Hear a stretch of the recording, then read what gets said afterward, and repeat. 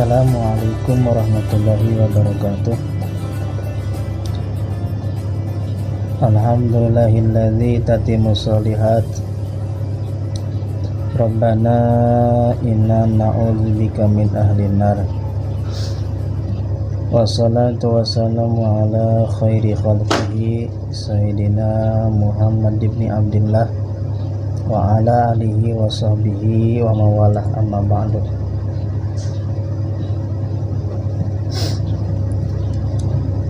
Qala mu'allifu rahimahullah wa nafa'ana bi ulumihi wa amadana bi asrari. Masih meneruskan pembahasan yang kemarin, yaitu pasal di dalam menerangkan rukun-rukun sholat atau fardu-fardunya sholat, yang mana fardunya sholat atau rukunnya sholat yaitu mempunyai 17 perkara. Di dalam kitab Kasifatus Saja atau kitab Sapina terdapat 17 perkara. Di dalam kitab Riyadul Badi'ah ada 14 perkara, namun ketika dirinci sama nilainya. Kemarin sudah membahas pertama niat, yang kedua takbiratul ihram, membaca kalimat Allahu Akbar, ya. Allahu Akbar. Yang ketiga, rukun salat yang nomor 3 adalah al-qiyamu alal qadir, berdiri bagi orang yang mampu. Bagi orang yang mampu berdiri, maka berdiri ketika pelaksanaan salat fardu. Adapun salat sunnah itu tidak diwajibkan. Di dalam salat fardu wajib bagi yang mampu berdiri untuk berdiri. Bagi yang tidak mampu berdiri maka diperbolehkan duduk. Bagi yang tidak mampu berdiri, tidak mampu duduk, maka diperbolehkan tidur miring. Karena wal aslu fi wujubil qiyam, asal muasal diwajibkannya berdiri ketika sholat fardu, yaitu diqaulihi sallallahu alaihi wasallam, karena ucapannya baginda Nabi sallallahu alaihi wasallam di Imran bin Husain, yaitu ucapan Rasulullah kepada Sayyidina Imran bin Husain atau Hasin, ya, yang mana wakanat bihi bawasir, yang mana ketika itu Sayyidina Imran bin Husain itu sedang mengalami penyakit bawasir, ambayan. Penyakit ambayan. Kata Rasulullah, sil qa'iman, salatlah kamu dalam keadaan berdiri. Fa illam tastati fa qa'idan, jikalau tidak mampu berdiri maka duduk. Wa illam tastati'u fa illam tastati' fa ala jambi, maka jikalau tidak mampu duduk salatnya maka diperbolehkan tiduran miring dengan sebagian kanan tubuh kita berada di lantai. Nah, 3 hal ini, ya, ini 3 hal tidak tingkah, terdapat di dalam kitab, ya, terdapat dalam kitab yang diriwayatkan oleh Imam Bukhari, ya. Jadi berdiri, duduk, dan tidur miring. Nah, jikalau fa'ilam tastati, jikalau tidak mampu pula dan tidur miring, mustalqiyan, maka tiduran melumah, terlentang. La yukallifullahu nafsan illa wus'aha. Jadi tidak dipaksa-paksa. Tidak semuanya harus wajib berdiri, gitu kan. Yang stroke wajib berdiri, yang kakinya asam urat tidak wajib berdiri, ya. Jadi ada sesi-sesi yang diperbolehkan untuk tidak berdiri, untuk tidak selalu berdiri. Nah,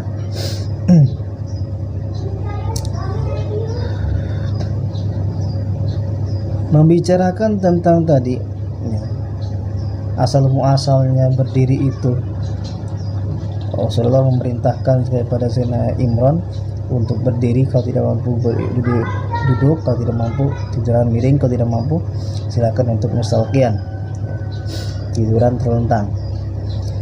Nah, bagi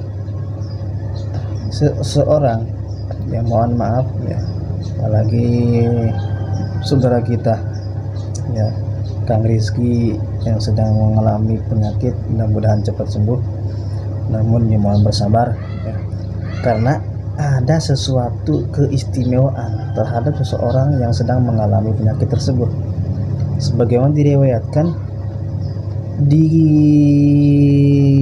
permasalahan Sayyidina Imran, yaitu bahwasanya Sayyidina Imran bin Hasin atau Husain, yaitu beliau itu salah satu ya sahabat Nabi yang terkemuka. Beliau salah satu orang yang terkemuka di golongan-golongan para sahabat. Dikatakan bahwasanya malaikat itu selalu mengucapkan salam terhadap Sayyidina Imran, selalu mengucapkan salam, selalu memberikan salam sejahtera kepada Sayyidina Umar ya, jiharan, secara jelas terdengar oleh Sayyidina Imran.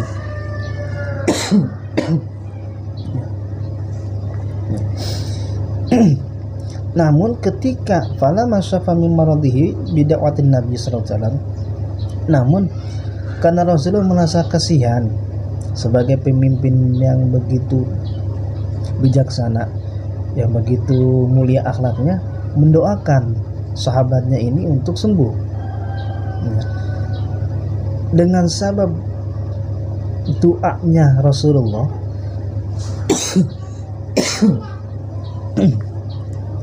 dengan sabab kemuliaan Rasulullah, doa yang diberikan oleh Rasulullah itu, Sayyidina Imran sembuh dari penyakitnya, dari penyakit ambeyennya. Namun ketika sembuh itu malaikat ya, terhalang, jadi tidak ucapan salamnya malaikat kepada Sayyid Imran itu tidak terdengar lagi itu kan. Waktu sakit mah terdengar terus bahwa malaikat sering mengucapkan salam kepadanya secara jelas. Ketika sembuh kok nggak kedengaran nih salam-salam malaikat, ucapan salam sejahteranya malaikat kepada beliau Sayyidina Imran. Fasakalin Nabi sallallahu alaihi wasallam, datang ke Rasulullah ya, selalu ngadu lah, assalamualaikum ya Rasulullah. Waalaikumsalam Imran. Punten ya Rasulullah gitu. Di waktu saya sakit terdengar suara salam sejahtera yang diucapkan oleh para malaikat kepada saya, tapi kok sekarang tidak terdengar sedikit pun, suara terhalang. Kata Rasulullah, jawab Rasulullah, ucapan salam sejahtera malaikat untukmu terhalang bisa dengan oleh sabab kesembuhanmu. Karena kamu sudah sembuh, jadi ucapan salam para malaikat tak terdengar oleh kamu. Apa yang diucapkan oleh Sayyidina Imran ketika mendengar penjelasan Rasulullah? Ya Rasulullah, ud'ullaha bi'adil marad. Ya Allah, tolonglah kembalikan penyakit wasir tadi kepada saya. Loh, kita mah ketika diberikan penyakit pengen buru-buru dihilangkan. Baru 1 hari, jangankan 5 hari, baru 1 malam aja sudah kita minta untuk disembuhkan. Ini mah sudah sembuh, minta dikembalikan penyakit tadinya, itu penyakit bawasir atau ambeien. Kenapa? Saking enaknya mendengar ucapan-ucapan malaikat yang setiap hari setiap waktu mengucapkan salam kepada Sayyidina Imran. Ketika Rasulullah berdoa atas permintaan Sayyidina Imran, itu penyakit tersebut kembali lagi, terdengar lagi. Ketika penyakit bawasir kembali ke Sayyidina Imran, maka ucapan salam sejahtera dari malaikat-malaikat itu terdengar oleh Sayyidina Imran bin Husain. Jadi doa Rasul diijabah. Nah, oleh karena itu fayustajabu du'a inda zikri ismihi karamatullah. Maka diijabahnya doa, jikalau kita pengen diijabah doa, bawalah salah satu nama sahabat Nabi yaitu Sayyidina Imran bin Hasin atau Husain. Ya. Kenapa? Karena beliau mempunyai kemuliaan atas kesabaran beliau yang diberikan penyakit bawasir tadi atau ambeien tadi, tetap menjalankan ibadah dengan sebaik-baiknya sesuai dengan ketentuan syariat. Nah, itu masalah karomah Sayyidina Imran, salah satu terkemukanya sahabat-sahabat Nabi. Adapun rukun sholat yang keempat, qiraatul Fatihati, yaitu membaca surah Al-Fatihah. Ya. Membaca surah Al-Fatihah, ya, itu hukumnya wajib, ya, karena salah satu fardunya sholat atau rukunnya sholat. Baik sholatnya sholat sir ataupun sholatnya sholat jahar, pembacaan Fatihah tetap wajib, ya. Walaupun jadi makmum tetap wajib, ya. Pembacaan suratul Fatihah, ya, ada beberapa ulama ulama mazhab berpendapat bahwa suratul Fatihah dimulai dari ayat pertamanya.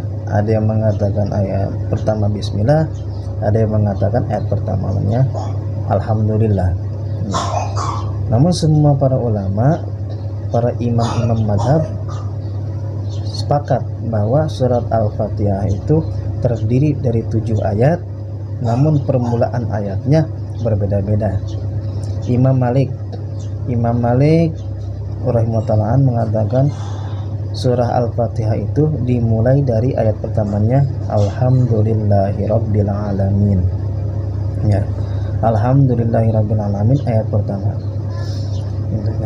Ayat ketujuhnya yaitu ghairil siratal ladzina an'amta alaihim, itu ayat ke-6.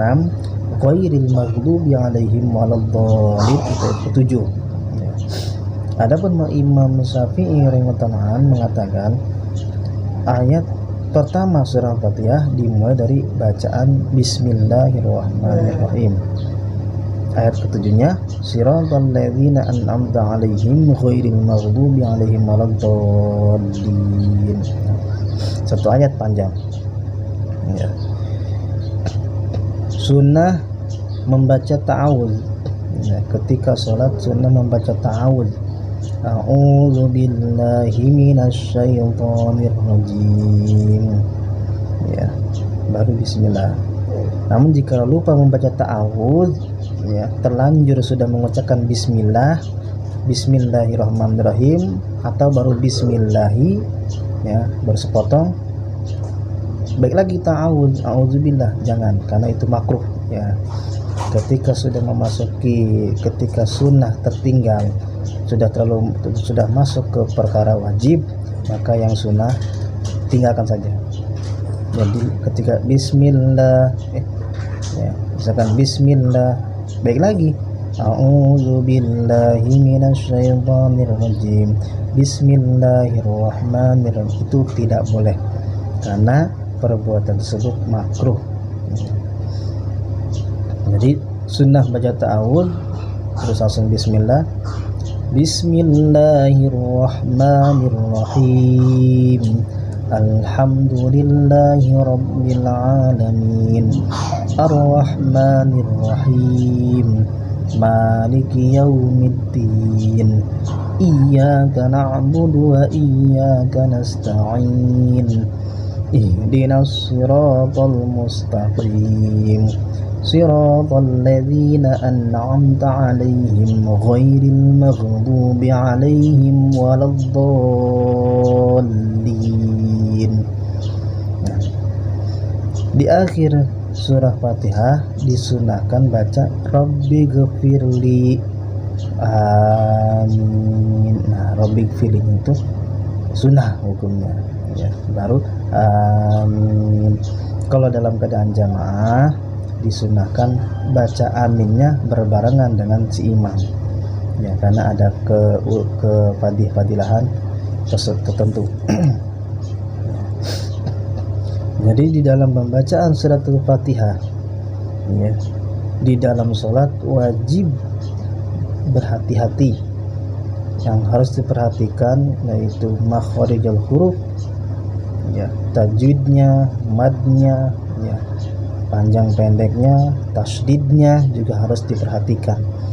Satu tasdid yang dimana dalam suratul Fatihah dari bismillah sampai waladdallin terdapat kurang lebih 14 tasdid ya. Jikalau salah satu di antara 14 tasdid tersebut tidak ada yang dibawa, maka tidak sah membaca Al-Fatihahnya.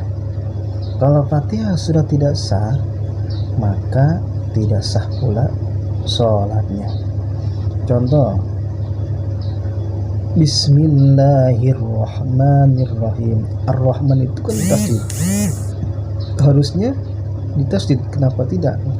Bismillahirrahmanirrahim, Bismillahirrahmanirrahim, itu kan tidak tasdid, harusnya Bismillahirrahmanirrahim.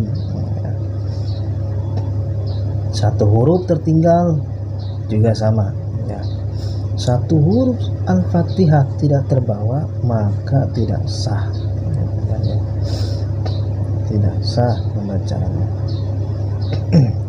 Jadi yang pertama, yang paling utama dalam segi ibadah itu kan, yaitu kan tolabul ilmi ya, mencari ilmu. Ilmu yang pertama adalah mencari ya, yang ilmu fikih bagiannya adalah pembacaan surah Al-Fatihah, karena surah Al-Fatihah wajib ya bagi semua umat muslim bisa ya, gampang masalah 30 juz mah gitu kan ya. Yang penting surah Fatihahnya sudah benar, baik dan benar sesuai tuntunan tajwidnya, insya Allah Quran yang 30 juz juga bisa diperbaiki dan bisa benar pembacaannya. Tidak bisa dikatakan orang itu fasih baca Al-Qur'annya, baca juz 30, hafal juz 20 juz, tapi Fatihahnya tidak betul, maka tidak disebut fasih ya, tidak baik.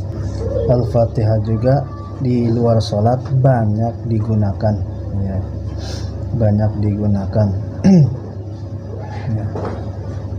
Di kitab-kitab tafsir mengatakan Fatihah itu surah, ada mengatakan Ummul Quran, Ummul Kitab ya, suratus syifa ya, surat obat ya. Bagi kita yang ketika sakit apapun itu ya, bisanya Fatihah, baca Fatihah ya, semampu kita, sebanyak-banyak ya, sebanyak-banyaknya ya, kapanpun itu gitu. Bacakan surah Fatihah, tiupkan ke air ya, minum ya. Karena sudah disebutnya suratus syifa, surat ya, penyembuh. Bahkan kata Rasulullah SAW menjelaskan dari Abi Hurairah, man shalla salatan lam yaqra fiha bi ummil Qur'an fahiya khudajun ya. Barang siapa yang melaksanakan sholat ya, namun tidak membaca surah Al-Fatihah di dalam sholat tersebut, fahiya hudad, maka sholatnya itu hudaj, ghairu tamam, tidak sempurna. Tidak sempurna di sini maksudnya tidak sah ya. Tidak sah tidak sah.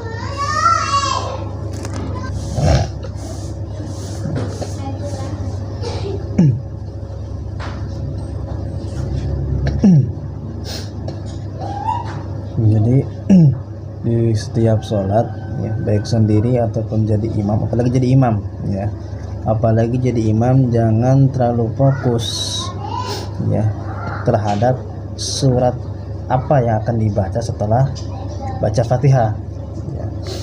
Jangan terpukau oleh pembacaan surat-surat panjang gitu kan, surat-surat panjang. Setelah baca Fatihah bacanya surat-surat Quran yang panjang gitu kan. Ya kalau hafal sih nggak masalah gitu kan, cuma yang harus diperhatikan adalah Fatihahnya. Rapihkan dulu Fatihah, baru pikirkan surah-surah yang sunnah dibaca setelah baca Fatihah gitu kan. Karena gitu kan, diterimanya ya, sah atau enggaknya sholat itu ya, atau keren atau tidaknya sholat itu tergantung baca Fatihahnya.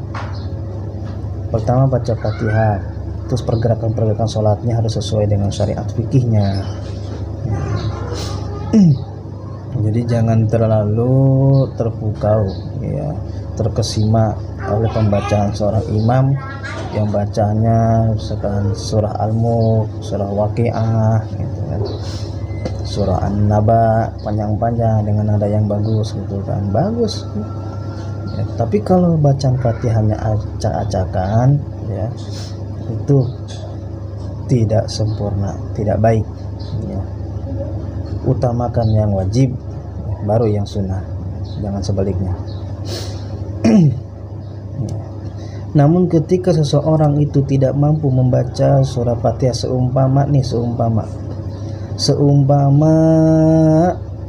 ini orang ya, karena kita lingkungan sudah banyak para ustadz, dekat dengan masjid, dekat dengan majelis taklim ya, tidak ada alasan untuk tidak bisa baca Fatihah.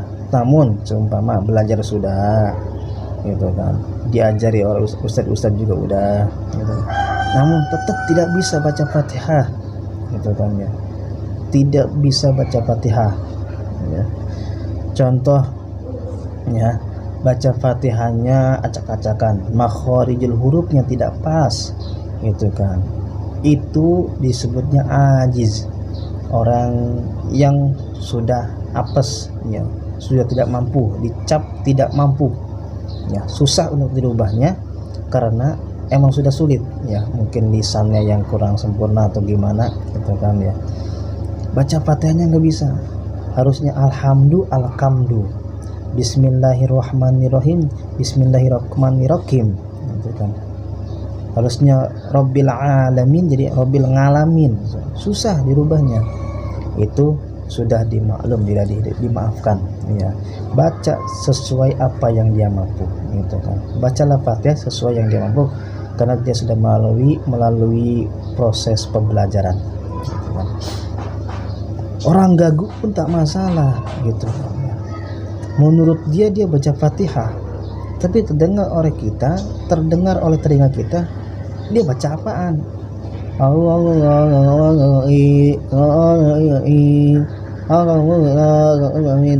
Seperti itu bacanya, itu nggak masalah itu, tetap sah, sholatnya sah kalau untuk jadi makmum atau sholat sendiri ya. Untuk jadi imam tidak diperkenankan. Atau orangnya ini nggak bisa sama sekali baca Fatihah, orang yang baru masuk Islam, belum bisa baca Al-Quran, belum tahu huruf hijaiyah ya, belum tahu alif batasa, dia diperbolehkan membaca selain baca Fatihah. Seumpama nih, baca Fatihah nggak bisa memang, tetapi baca zikir-zikir yang lain bisa, karena sering terdengar. Seperti Alhamdulillah, Subhanallah, Allahu Akbar, La ilaha illallah. Itu kan kalimat-kalimat zikir yang pendek. Kemungkinan beliau seorang mu'alaf ini sering dengar ketika dia masih di luar Islam. Ketika dia non muslim, dia sering mendengar bahwa lingkungannya lingkungan muslim, mayoritas muslim. Jadi kalimat-kalimat tersebut sering terdengar gitu kan. Walaupun belum pernah diucapkan, tapi dia mulai bisa gitu kan ya. Subhanallah, Alhamdulillah. Nah, boleh diganti dengan itu. Boleh Fatihah yang 7 ayat tadi boleh diganti dengan bacaan zikir yang 7 macam. Seperti Subhanallah, Alhamdulillah, Allahu Akbar ya. Subhanallah, Alhamdulillah, La ilaha illallah, Allahu Akbar, wala haula wala quwata illa billahil aliyil azim. Tuh 5. Ditambah Masya Allah 6. Lagi Astaghfirullah. Nah, boleh kan? Yang zikir dan doa. Istighfar itu kan doa ya. Istighfar itu doa. Jadi boleh doa atau zikir ya. 7 macam itu kan boleh. Namun kalau tidak sama sekali mampu baca Fatihah, belum bisa karena baru masuk Islam. Baca zikir juga belum bisa karena dulunya tinggalnya di mayoritas non muslim. Dan ketika pindah jadi muslim, memeluk agama Islam, pindah ke lingkungan muslim, belum bisa. Boleh dengan terjemahnya ya. Kalau tidak mampu sama sekali, boleh dengan terjemahnya dengan bahasa yang dia mampu gitu kan ya. Seumpama Bismillahirrahmanirrahim dengan artinya, dengan menyebut nama Allah yang Maha Pengasih lagi Maha Penyayang, bahasa Sunda ya. Kalau menyebut asmani Allah, kamulas ing dalam dunia terkasih dalam akhirat, itu kan boleh gitu kan. Dengan bahasanya masing-masing, bahasa Inggris ke bahasa Cina ya, terjemah tidak masalah gitu kan.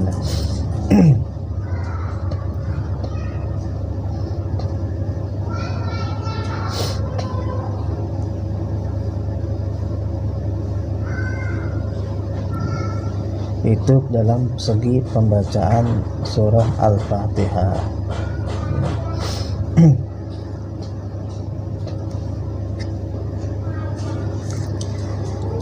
Mungkin hanya itu yang dapat disampaikan ya, sedikit pembahasan masalah pembacaan surah Al-Fatihah ya.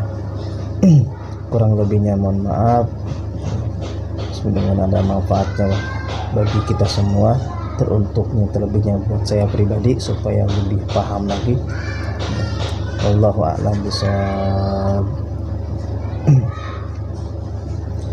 Li khamsatun utfi biha harral wa ba'il hatimah al-mustafa wal murtada wa bana huma wa fatimah. Li khamsatun utfi biha harral wa ba'il hatimah al-mustafa wal murtada wabnahuma wa fatimah.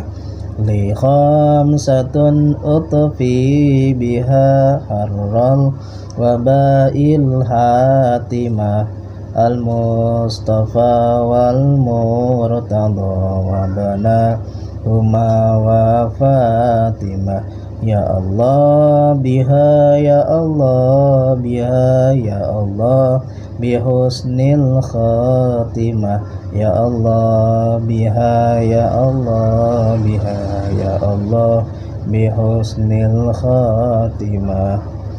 Rabbi fa'ana bima 'allamtana, Rabbi 'allimna alladhi yanfa'una, Rabbi faqihna wa faqih ahlana wa qarabatil lana fi dinina Rabbi wafiqna wa wafiqhum lima tartadi qawlan wa fi'lan kurama warzuqil kulla halalan daima wa akhilla atqiyal ulama subhanallah walhamdulillah wa la ilaha illallah wallahu akbar wala hawla wala quwata illa billahil aliyyil azim adada kulli harfin kutiba wa yaktabu abadal abidina wa dahra dahirina walhamdulillahi rabbil alamin.